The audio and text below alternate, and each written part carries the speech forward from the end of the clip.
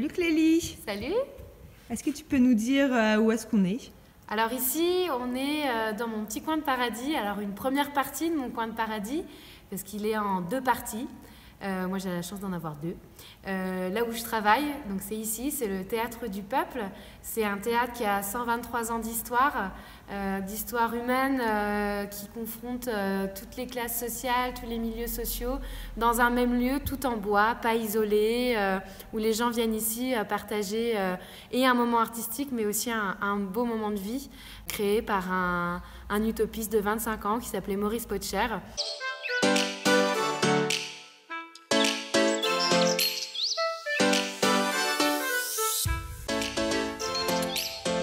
Je vous invite à venir voir le Théâtre du Peuple.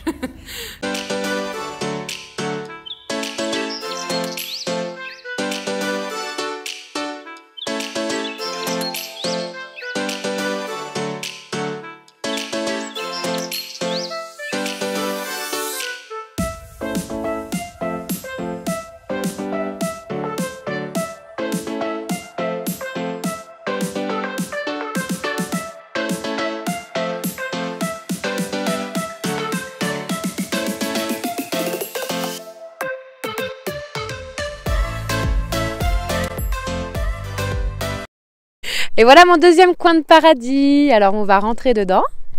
On est parti?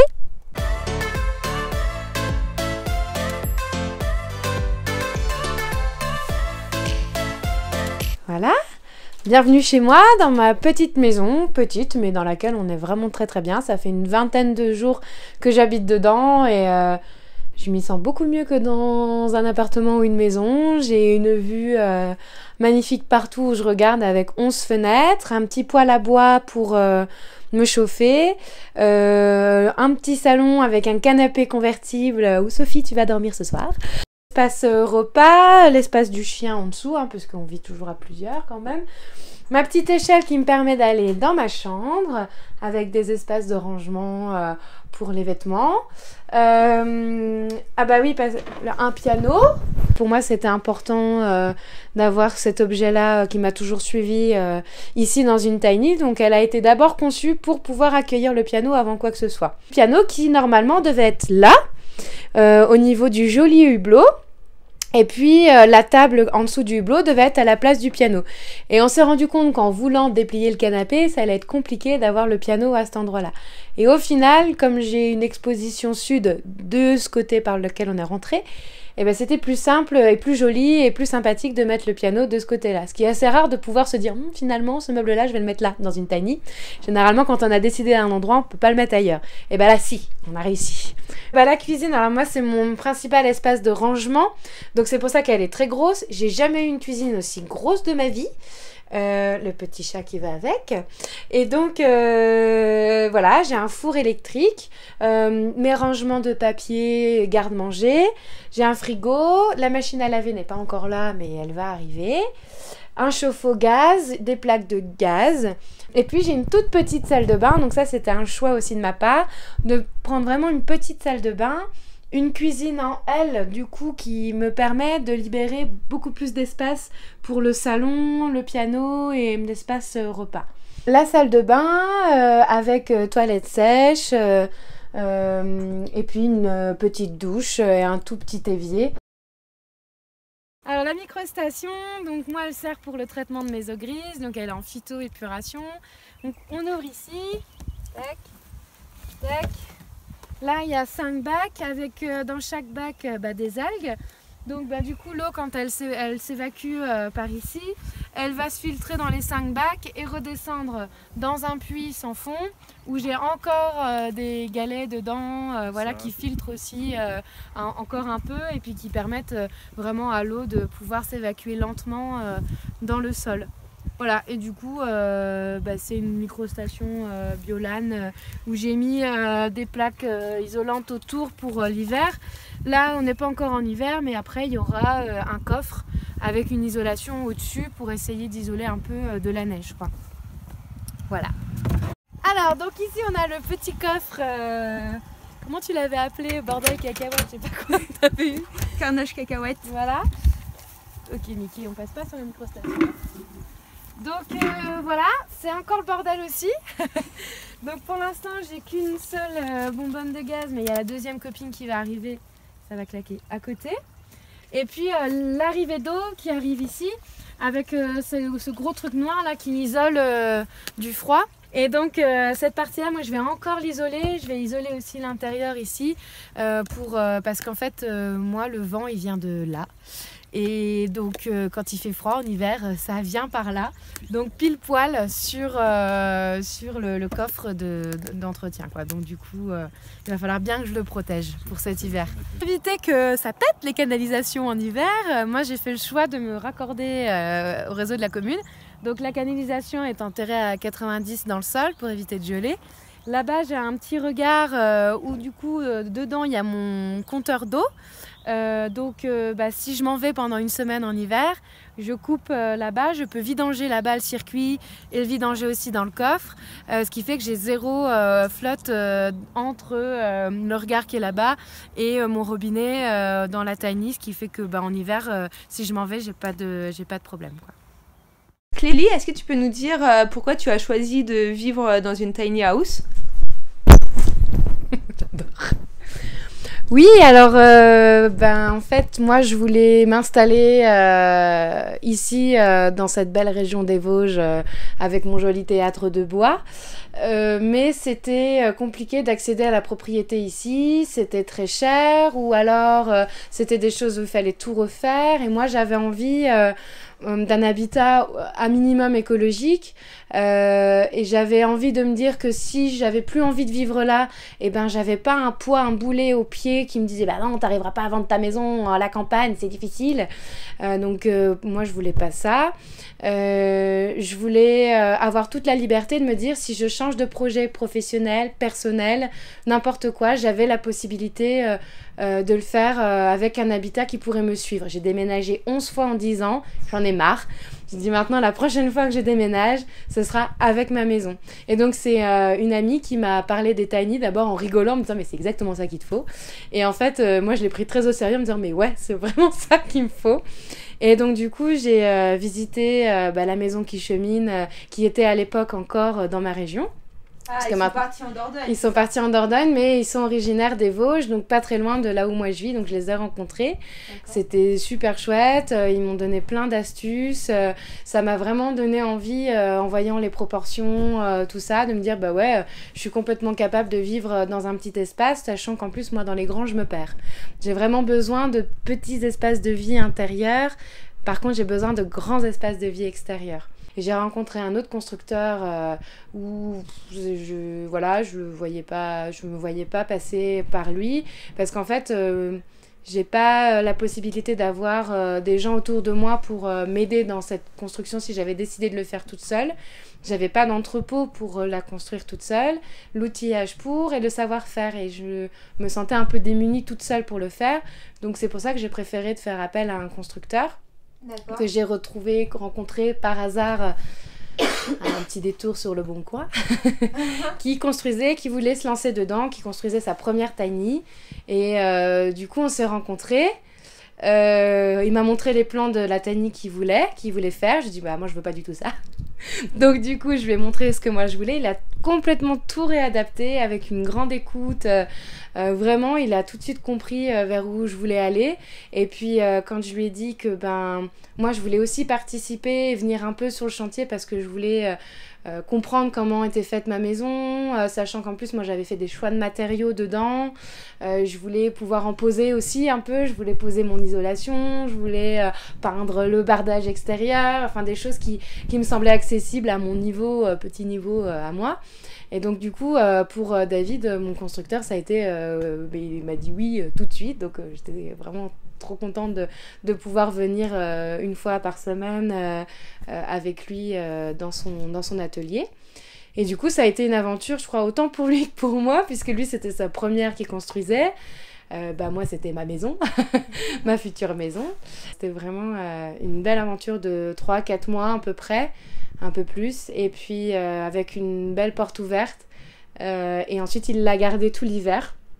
Et donc je me suis installée au printemps à Bussan, dans cet endroit génial où j'ai eu la chance d'avoir un maire qui m'a dit pas de problème pour vous louer ce terrain-là, allez-y. Donc c'était pas gagné d'avance, je m'étais dit oulala, comment ça va se passer. C'est vrai que tu as un papier un peu magique en ta possession. Oui, j'ai un contrat d'occupation précaire, c'est ce que les agriculteurs ont quand ils utilisent un terrain pour la fauche, pour l'élevage, pour n'importe quoi. Donc moi j'ai la même condition qu'eux, sauf qu'elle est plus longue. J'ai un bail, entre guillemets, de 3 ans, renouvelable. Et pour 3000 m² de terrain, 10 € par an. Oh la vache. Puisque c'est du terrain agricole, donc en dessous d'un hectare, la commune loue ses parcelles 10 €. Ah oui, Donc c'est très intéressant.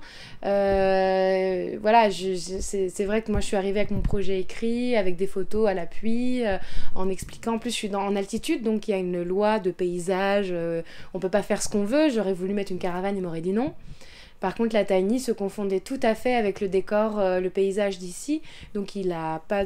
je veux dire, j'ai même pas eu... Je pense que je suis partie dans une disserte d'1 heure en me disant il va me dire non, il va me dire non, et que ça faisait au moins une demi-heure qu'il me disait oui, et que je continuais en me disant parce qu'en fait... voilà. Et que, en fait, non, pour lui, il n'y avait aucun problème, en fait, que je vive de cette manière-là sur cette commune, quoi. Donc voilà, et du coup, revenir à l'essentiel, juste ce dont on a besoin, pour moi, ça a été... ça m'a fait un bien fou de me dire là là, mais ça je l'utilise combien de fois? Alors si je l'utilisais une fois, bah, je revendais ou je le redonnais. 2 fois pareil, 3 fois je commençais un peu à réfléchir. Et donc ça fait vraiment du bien ce moment où en fait on se vide un peu l'esprit de toutes ces choses qu'on nous dit achetez-les, il faut les acheter, il faut l'avoir chez vous en 3 exemplaires de toutes les couleurs, voilà. Et là ça fait vraiment du bien. Moi qui suis une grande collectionneuse, quand j'étais gamine je collectionnais tout et n'importe quoi, de la bouteille aux capsules, aux timbres, aux pierres, aux rochers, voilà. Donc là ça m'a fait vraiment du bien de me dire je vis juste avec ce que j'ai besoin et rien de plus, quoi. Et je suis sûre que encore là, ça fait pas longtemps que j'habite là, il y a encore plein de choses dont je pourrais encore me séparer.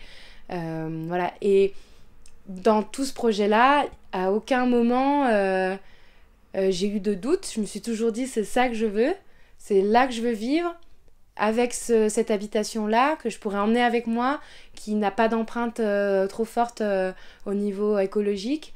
Du sol et jusqu'à un soir, je crois que c'était 2 ou 3 jours avant de rendre mon appartement, où je me suis retrouvée avec plein de choses que j'enlevais encore, en me disant en fait j'ai fait un espèce de bilan de ma vie en me disant oh là là. Et donc là j'ai eu un petit coup de mou, mais c'était un coup de mou plutôt nostalgique, de me dire ok je déménage, mais c'est pas un des déménagements comme j'ai pu le faire 11 fois dans ma vie. C'est un déménagement différent où bah, c'est une nouvelle vie, vraiment. Enfin, vraiment. Et là, je me suis dit... Là, j'ai eu un coup de... est-ce que c'est vraiment bien? Est-ce que c'est vraiment ça qu'il faut faire? Je sais pas. Et en fait, ça a duré une soirée. Et puis le lendemain, tout était déjà dissipé. Et je pense qu'on passe tous par des phases comme ça quand on a un changement de vie, par une phase de est-ce que j'ai vraiment raison de faire ça? Est-ce que ça va vraiment me plaire? Donc voilà, au bout de presque 1 mois de vie en tiny, je peux vous dire que oui, c'est ça qu'il faut faire. Voilà. Combien de temps tu as mis pour concrétiser entre le moment où on t'a parlé de tiny et le moment où t'as signé le devis en gros? 1 an, je pense, à peu près, un petit peu moins. La construction a débuté en juillet de cette année. Enfin de l'année dernière, puisqu'en fait on est en 2018. En juillet de l'année dernière, et j'avais le projet... 10 mois avant, ouais c'est ça, 10 mois où ça a mûri dans ma tête en me disant est-ce que, bah déjà je me suis posé la question autoconstruction ou pas autoconstruction. Je me suis vite dit pas autoconstruction, mais avec quand même la possibilité de choisir vraiment les matériaux que je veux dedans et de pouvoir bricoler aussi un petit peu dedans. Au niveau du financement, c'est sur tes apports ou t'es passée par un prêt? Je suis passée par un prêt parce que j'avais pas la possibilité de financer le prix de ma tiny fini, qui est plus cher quand on passe par un constructeur. Donc oui, je suis passée par un prêt. Et alors quel type de prêt t'as pris? Ça a été aussi ouais. Ça a été un prêt conso, parce que bah, IMO c'était pas possible, et donc du coup je suis passée par un prêt conso où j'ai dû pas changer de banque mais changer d'agence entre temps, puisqu'ils m'ont suivi sur tout le début du projet. jusqu'à la moitié. Et à partir de la moitié, ils m'ont dit en fait non, on vous suit plus.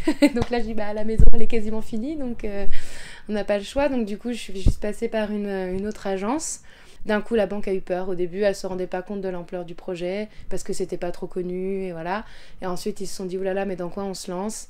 Et donc finalement j'ai rencontré une autre conseillère qui était un peu plus aventurière et qui s'est dit ok nous on vous suit et en fait voilà je veux dire en tiny on s'endette pour enfin là moi je paye ce que je payais un petit peu plus peut-être que ce que je payais dans un loyer à la campagne, mais en tout cas en ville j'aurais payé exactement la même chose par mois, sauf que là dans 5 ans je paye plus de loyer quoi et j'habite dans ma tiny chez moi.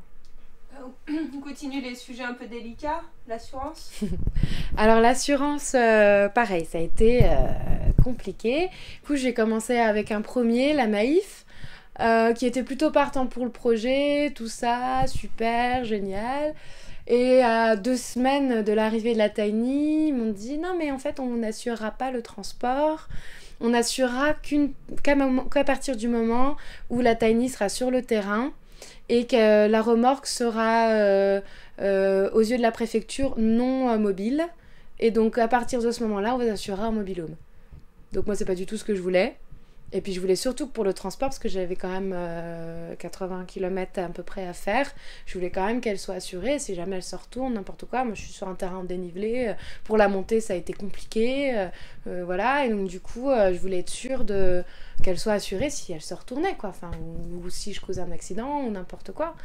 Donc j'ai changé d'assurance, je suis passée par l'assurance de mon père qui était le chauffeur pour amener la Tiny ici. Qui m'ont dit, alors ça a été réglé en une après-midi, pas de problème, on vous assure la remorque, son chargement à hauteur de ce que vaut votre maison, voilà, et ensuite on assurera la remorque et le chargement comme un mobil-home.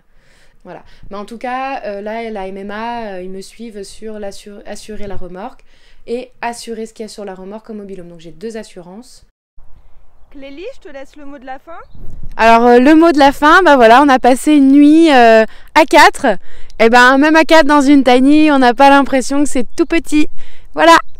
Et ça condense pas. Et ça condense pas. Ça n'a pas du tout condensé. En plus, on s'est réveillé avec même quand il fait moche, c'est beau. Voilà. Merci, à bientôt. Merci d'être venu. À bientôt.